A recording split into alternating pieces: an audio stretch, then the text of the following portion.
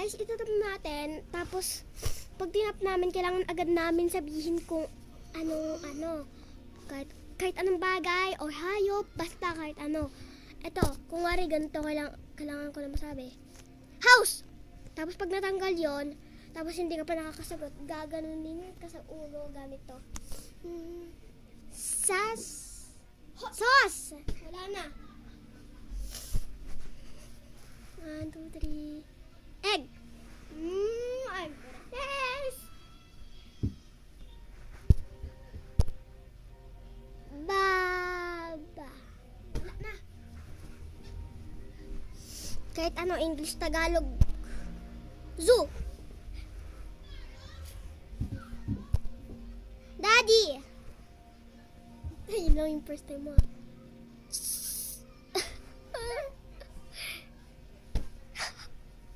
Sakit? Yan, baka sakit din yung akin.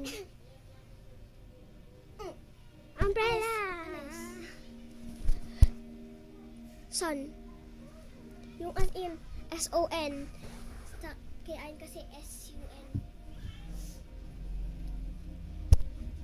Ocean. Puro po sinasabi ocean ah.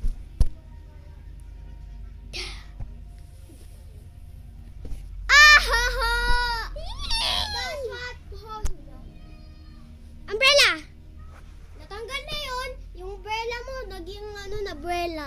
Umbrella mo naging umbrella na. Bigyan na ako, andali. Van. Guys! Ang sakit kaya ayin. Nandiyan kayo ka. Joan! Pwede mo pangalan? Oo, pwede. Siso. Ayen! Ako. Din ako. Ayen.